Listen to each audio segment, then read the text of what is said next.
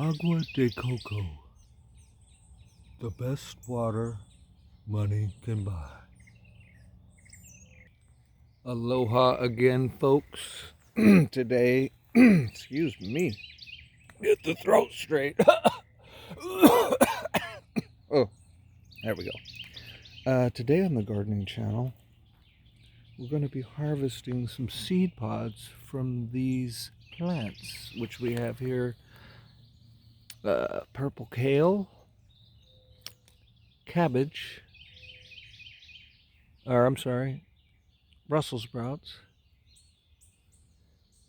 and cabbage.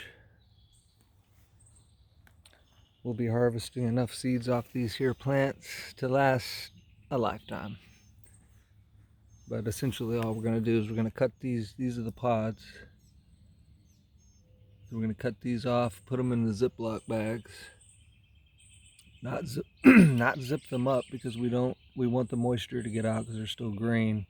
Ideally I would put these in a paper bag, but I don't have one. So I'm just going to cut the pods out. You could just leave everything and let it dry. But we're going to be getting rain and stuff, and so I just want to get the process going. So I'm going to get all these pods into the Ziploc bags and just keep them open. And I've got got a couple of the little water absorbing packets that you could put in there. So that'll help. And then I'll just leave the bags open. I might even put them in the oven on a really low temp and just throw a bunch of hot, dry air around them and whatnot. But, of course, don't make it hot enough that you melt your bags. Nobody wants their bags melted. So anywho, I'm going to put the phone down and possibly come back. I don't know. It may be too difficult to try to record the process and talk and do all of it at one time. So that might be this video. But I just wanted to show you. And the garden, my gosh, don't forget that. Look at this freaking sunflower plant. I mean, this thing is gonna be a monstrosa. Look at the leaves on that thing. Already. I mean, it's early in the season. All right, back it out. There we go. And the Texas star hibiscus, not to be forgotten either. I mean, look at that. Sucker's coming on. And we've just got beans and all kinds of goodies, flowers. I mix it all up. I can't just do one thing, rows of, clones. The squirrelies have been planting plenty of black walnut trees. So I've got me some baby black walnut trees, courtesy of the squirrels. They'll just come up in a flower pot or the garden or wherever. Marigold's looking good. I'm a little under the weather perhaps. I just got back from Texas where I had about 10 days of business to do over there. I just recently got back. Mama did a great job keeping the garden good. We had no real casualties. Everybody's looking good because we didn't have rain. The whole time I was gone, it didn't rain here until like the day before I came back. It finally rained. So it's been real hot and dry over here. Incidentally, Texas has been flooding. So Texas is saturated to the bone right now, and it's still raining over there. Oh, I got some spider flowers. These are going to be so cool when they get bigger. I mean, it doesn't look like much now like this, but wait until you see this later.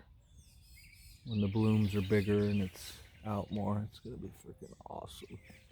Acorn squash already has fruit upon it.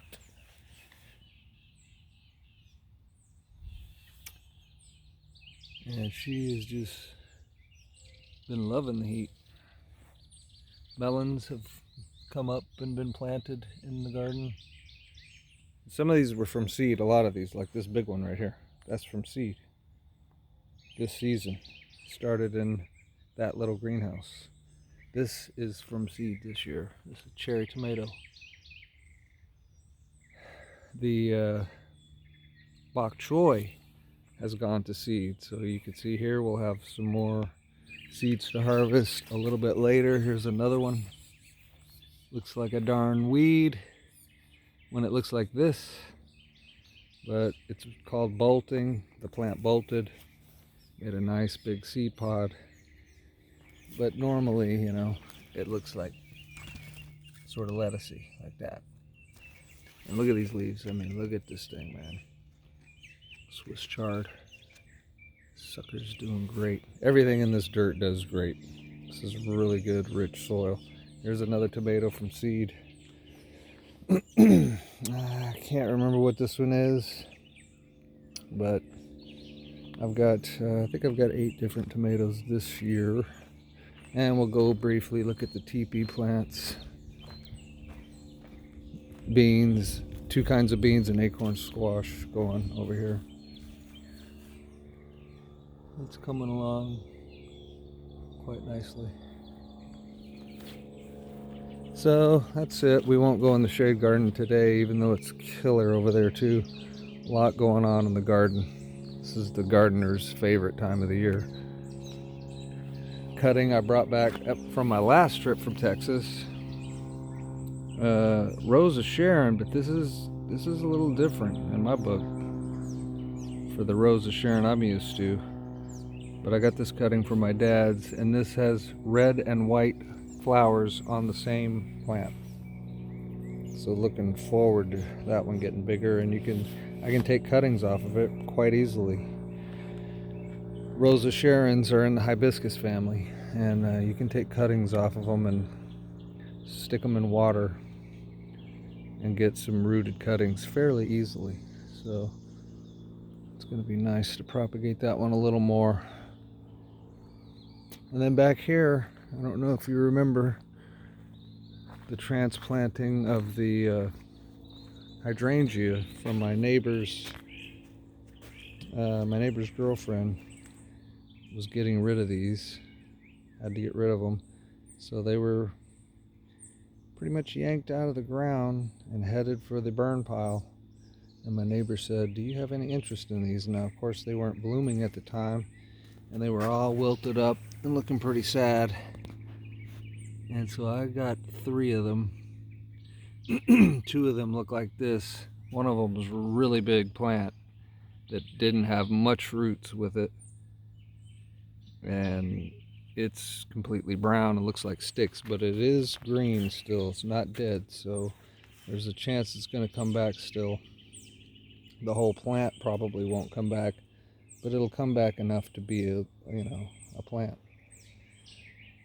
So really cool. Love the color of these. I thought they were going to be blue. They might be blue, but this to me has a purple tone on it, so makes me think these are going to be purple, but maybe they'll be bluish purple or whatever, but they're not going to be pink or white. I don't think. I mean, maybe that could still change to pink. The color of hydrangeas is completely determinate by the soil acidity or alkalinity. So you can change the pH of the soil and change the color of the flower to a certain degree. You know, you can get blue, shades of blue, shades of purple, shades of pink, white, or you can get real deep, dark blue, deep, rich blue, you know, or rich pink. So it's pretty cool. I'm just going to roll with, I'm pretty sure we have quite acidic soil. And I think if it leans to the acidic side, you get blue. And if it leans to the alkaline side, you get pink. If I'm right about that. I think that's the way that works. Here's a cutting of a pink trumpet, angel's trumpet, that I took last year and did it in the fall where I'd get enough roots for the plant to get started before it goes dormant, because this was outside, this one was, and these freeze back to the ground if they're outside unless they're in a warmer climate. So the cutting didn't have long before it froze back to the ground, and so you never know if something like that's gonna work, if you're actually gonna get a good rooted portion that's gonna grow you a plant. But she came back this spring, and it's gonna be nice to have another one of those. And I'm looking forward to, here's another one over here, same kind of plant but a different color. This one makes really bright rich orange with like yellow throats that just the orange and the yellow fade into each other. It's really sweet, looks really cool. These ones over here are pink. I don't know if I mentioned that. They're pink with sort of a white throat. So really cool plants. They get quite big. I'll show you the one in the trash can on the deck later when it's in bloom, and you'll see just how big these darn plants can get. They're like small trees, really. And I'll be putting that one in the ground possibly, but we'll see. Anyway, I gotta get to these seed pods. And if anybody needs seeds for this is literally gonna make thousands of seeds. I mean, these plants just did so good all through winter. They were green and healthy, and then spring gets here, they bolt, they make these massive seed pods, and just the healthiest things you ever saw. So I know these are going to be real good, viable seeds. And like I said, I got a lifetime supply now. Excuse me. Like I said, I'm a little under the weather from all the travel and the business we handled, and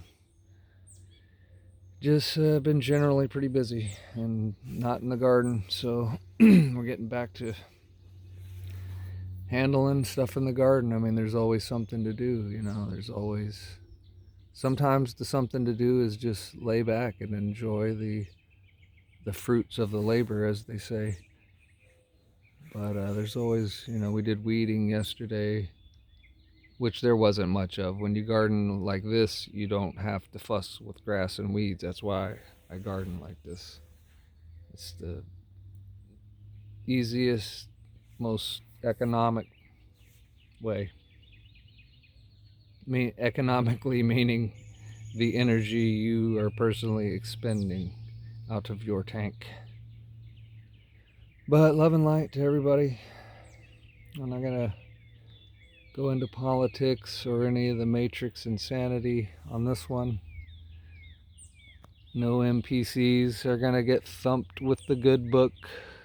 Even though I don't do that, but it's a good metaphor. Smacked upside the head with a thick black book saying, wake up.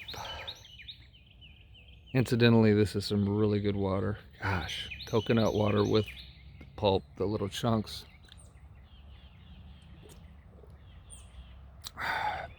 Oh, that's heaven. That's just heaven. If you could have this coming out of your tap instead of water, you would be, 10% more happy in your life, just in general. I'm telling you.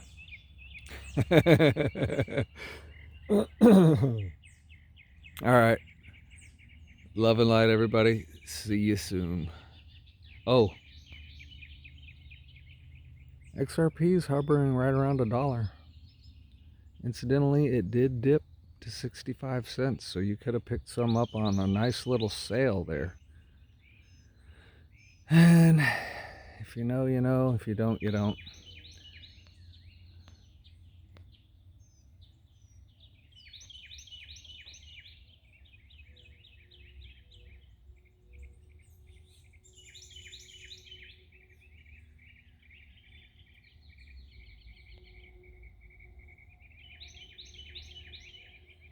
Cardano's doing pretty good too, though.